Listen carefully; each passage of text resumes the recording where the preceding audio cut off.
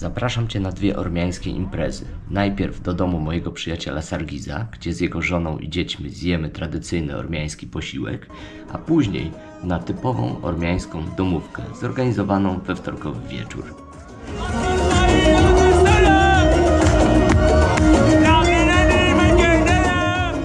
Jesteśmy u Sary i Sargiza w domu i będziemy dzisiaj jedli lokalne potrawy. Sara tutaj gotowi na kuchni jedzenie. Możesz odkryć? O, какой запах, спасибо. Super, super, super. I zaraz to opowiedzą, co jest co, z czym się je i z czego się je. Добро пожаловать к нам домой, брат Джан. Да. Рады, Super, спасибо. что ты пришел к нам. И это первый раз, но не последний. Абсолютно. Мы всегда тебя ждем у нас Спасибо, дома. спасибо, брат Джан. друг. Спасибо, Всегда, друг. пожалуйста, это твой дом. Super, spasiba. Bardzo fajnie sobie tutaj mieszkają, naprawdę świetna atmosfera. I cóż nam tutaj Sara przygotowała? Rozkazuj. Что рассказывать? Ну, Это толма, внутри мясо с приправами. Aha, Это лист, виноградный лист. aha. Это помидоры, внутри мясо. Ясно. Тоже. И еще капуста. Ясно. Тоже внутри мяса. Aha. Это называется толма. Poнял, poнял. Толма. Czyli to jest jakiś odpowiednik naszych polskich gołąbków, ale zupełnie inne. Это Ponieważ... едят, сори, брат, это едят с мацуном, и мацун называется тан, который мы выпили с тобой. Ага. Это из мацуна делают. A, Водой, да, Разбавляют. перемешивают, добавляют воды, получается тан. А это сам мацун. С вон цельбан, с которой как... Это как кефир. Это Кефир. сожженный мацун. Только разбавленное есть с водой, да? Это Не, сожженный это не, это мацун, это без воды. A, Это сожженный Кефир.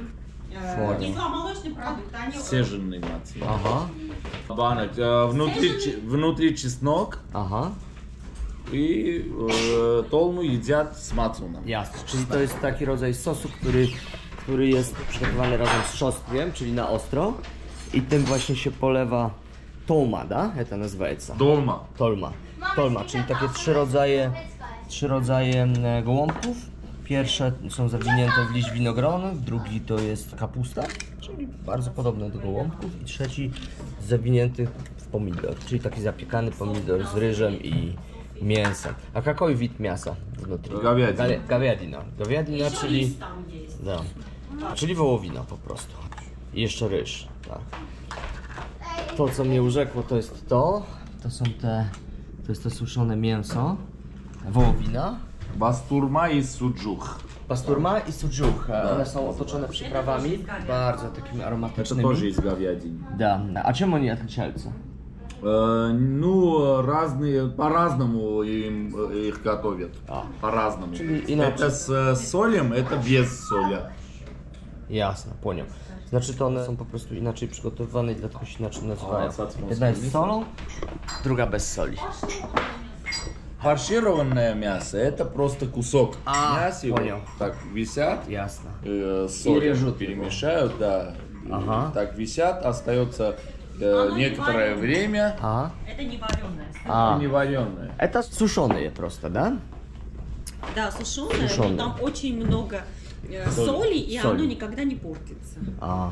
Da, nam говорили, даже год может выдержать. Да, да. Super, czyli to ono jest po prostu У нас zakonserwowane solą. даже недавно в холодильнике было еще с Нового года. Aha. Отлично. Оно из-за соли, но только в холодильнике надо держать. Teraz puść programu Sargis rozparceluje arbuzy. Arbuzy mają tutaj naprawdę Я fantastyczne, покажу, как potężne. нужно, как правильно Tak. Najpierw резать арбуз. Ну, dowiedzieliśmy się, jak wybierać arbuza w sklepie, a teraz jak go ciąć. O. ну проверим, он хороший или нет.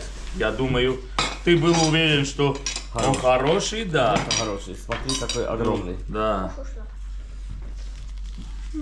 Честно говоря, я никогда так арбуза не резал. Резать, да? Конечно. Вот так правильно резать. Вот так делаешь. Вот немножко Нет, внутрь. Совсем. Не Потом. тот климат. О, супер арбуз. О, А откуда импортируют? Испании. Да. Но они не Первый вкусные. пробует гость. Брат, Спасибо. давай, это тебе, вот тарелка. Тарелka, беру. Это No to próbujemy, nie ma wyjścia. Pachnie świetnie. Sladki. Bardzo dobry, очень вкусный. Сладкий, да? Очень сладкий, очень вкусный. Будем кушать. На здоровье. Spasiba. Jak to w Armenii zostałem od razu zaproszony na imprezę. Gdzieś około 30 osób. Piękne miejsce, fantastyczna atmosfera. Wszyscy po prostu piją, bawią się, tańczą. Ja nie piję, ponieważ za 2 dni w góry i alpiniści zabronili pić cokolwiek. I trochę tutaj nie pasuje do towarzystwa pod tym kątem, ale wszyscy są naprawdę bardzo mega przyjaźni. Idziemy, nagrywamy. Chociaż trochę mi głupio nagrywać. No bo Śmieszne będzie. da. Da. No, przynajmniej muzykę posłucham.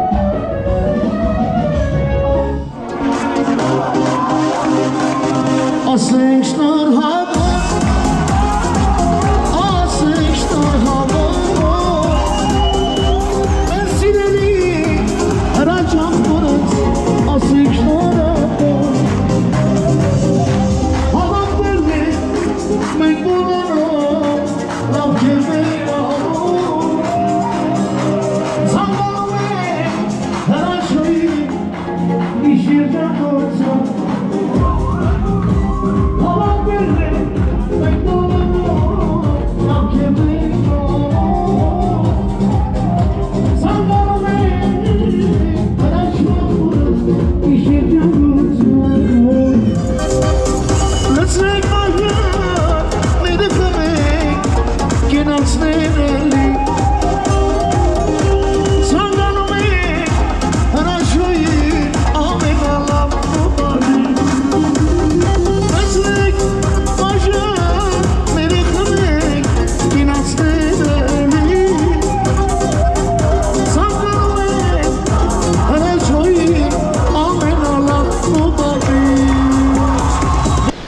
Pierwszy raz w życiu byłem na imprezie na Kaukazie.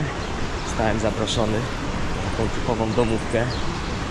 Jezus, co tam się działo? Straciłem głos w rezultacie tej imprezy i myślę, że też słuch, ponieważ było tak głośno, muzyka na żywo. Wszyscy się darli, żeby słyszeć jeden drugiego. Poszło morze wody. Ja na szczęście miałem zakaz picia wydany przez tych 2 alpinistów, z którymi jutro idę w wysokie góry. I to mnie uchroniło, bo bym po prostu umierał. Ja myślę, że każdy wypił po 2 butelki na głowę, było 30 osób. Ale atmosfera była nieziemska, wszyscy bardzo przyjaźni, wspaniali ludzie. Fantastycznie się bawiliśmy. Czułem się naprawdę, jakbym był wśród ludzi, których znam latami. W ogóle w Armenii ludzie są bardzo, bardzo przyjaźni. Jest bardzo wysoki poziom kultury osobistej. Są bardzo dobrze wychowani.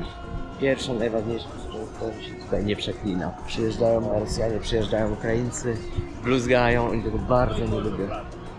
Siedzieliśmy do późnej nocy. Było po prostu fantastycznie. Świetnie się bawiłem. Miałem okazję i wielką przyjemność zobaczyć na żywo prawdziwe toasty armeńskie. Najdłuższy trwał kilkanaście minut. Akurat widziałem koło Tamana. Oczywiście to jest taki podzirej, który nadaje ton całej imprezie. I te toasty to są bardzo, bardzo ważne elementy kultury Armenii, ponieważ każdy bardzo szczerze od serca mówi, co czuje wobec danych osób, które w danym toaście porusza. I to jest naprawdę świetne, ponieważ jest bardzo szczere, bardzo autentyczne i widać było po mowie ciała tych ludzi, że strasznie to przeżywają i takie spotkanie to nie tylko jedzenie, picie, śmianie się i zabawy, ale też coś oprócz tego, że dla ciała, to jeszcze dla duszy. Świetna rzecz. Fantastyczna impreza, bardzo się cieszę. Niewiarygodna okazja, że udało mi się trafić. Jutro przede mną mega ambitne wyzwanie sportowe, 2 dni w górach, w tym takie naprawdę bardzo, bardzo straszne i niebezpieczne przejście. Natomiast zamiast szykować się jakoś fizycznie, to ja tutaj po prostu jem i piję. To się nie da odmawiać tym ludziom jedzenia. Oni wszyscy są tak życzliwi i nakładają na talerze, wciskają na siłę człowiekowi jedzenie. Ja nie mam możliwości odmówić. Ta impreza wczoraj to było tak, że było około 30 osób i wszyscy po prostu się rzucili i zaczęli usługiwać, wypytywać, interesować się takim skromnym gościem z Polski jak ja. No i naprawdę było to dla mnie wielkim szokiem, ponieważ to była impreza, gdzie po prostu przyjaciele się spotkali, chcieli z tobą spędzić czas, no ale okazało się, że ta ich życzliwość narodowa i gościnność spowodowała, że naprawdę zajęli się mną super. W ogóle to tymi imprezami jest tak, że oni uwielbiają biesiadować. Cały ten dom, który tam ten kolega zbudował, był tak skonstruowany, że oczywiście była powierzchnia mieszkalna, ale dosyć dużą częścią całej tej nieruchomości było właśnie po prostu taki dodatkowy, nie wiem jak to nazwać, budynek biesiadny, gdzie był przygotowany grill potężny i bardzo profesjonalny, tak żeby można było wyżywić 30 osób. Wczoraj było około 30 osób i to pomieszczenie już było pełne, ale z tego co mi powiedzieli, no to taka mała impreza we wtorek, w środku tygodnia, nic specjalnego. Natomiast jak są jakieś urodziny, niekoniecznie dorosłego, mogą być urodziny dziecka, to potrafi się zejść 150 osób. A ci ludzie tutaj żyją w takiej jednej wielkiej społeczności. Widać, że oni są ze sobą zżyci i że skoczą w ogień jeden za drugiego. I to jest naprawdę coś. Tutaj widać taki patriotyzm. Oni żyją tym krajem, kochają tą ziemię, dbają o nią, nie śmiecą. Jest naprawdę świetnie. W ogóle to było ciekawe, że to była impreza, gdzie spotkali się sami faceci. Była tylko żona i siostra właściciela, które właściwie usługiwały, przynosiły to jedzenie, dbały o to wszystko, żeby to wszystko tam grało. Natomiast panowie się świetnie bawili sami, przy fantastycznej muzyce, ogromnej ilości alkoholu i niewiarygodnej ilości mięsa. Bo mięso oni tutaj po prostu uwielbiają, dlatego mi się ta kuchnia tak podoba. Baranina w każdej możliwej postaci, szaszłyki, no i oczywiście poszło nie wiem, kilkadziesiąt butelek wódki, coś strasznego. Po prostu oni wlewali w siebie wiadrami. Całe szczęście, że nie musiałem pić, bo po prostu byłbym dzisiaj trup. Uwielbiają po prostu dobrą zabawę, dobrą biesiadę, tańce, rozmowy, no i oczywiście toasty. Toasty to było coś niesamowitego. Specjalnie nie nagrywałem tych toastów, żeby nie robić lipy, bo nie byłem tam zaproszony jako turysta, tylko jako przyjaciel jednego z nich. Nie chciałem po prostu nagrywać ich jak w zoo. Dlatego akurat toastów nie nagrywałem, ponieważ to są bardzo, bardzo osobiste wyznania i coś ważnego dla nich. To już sobie idę, bo chyba zająłem jakieś miejsce. Tutaj jesteśmy w tej knajpie, jemy pstrąga. Tu się wszystko jeszcze remontuje, ale pstrąg był naprawdę świetny. Jedzenie fantastyczne, cudowne domowe wino. Wspaniały kompot. Bardzo ostra papryka pali mnie jeszcze do tej pory. Załatwiłem się tą papryką. No i oczywiście mnóstwo zieleniny, mnóstwo serów, mnóstwo jedzenia. Fantastyczna rzecz. Uwielbiam Kaukaz ze względu na gościnność ludzi i ze względu oczywiście na kuchnię, jedzenie, całą tą kulturę jedzenia, biesiadowania. No w Polsce już tego w ogóle nie ma. Więc ludzie się spotykają, rozmawiają, są dla siebie uprzejmi. Fajne miejsce do życia. Gdyby nie to, że mają tą wojnę z Azerbejdżanem, to naprawdę można by powiedzieć, że to jest raj na ziemi. No, niestety żyją w takim poczuciu, że w każdej chwili może coś się niedobrego wydarzyć. I się wydarza, bo ostatni właściwie miesiąc to nieciekawe wieści z frontu. Więc oni sporo toastów znieśli wczoraj właśnie za pokój, za to, żeby nie było wojny.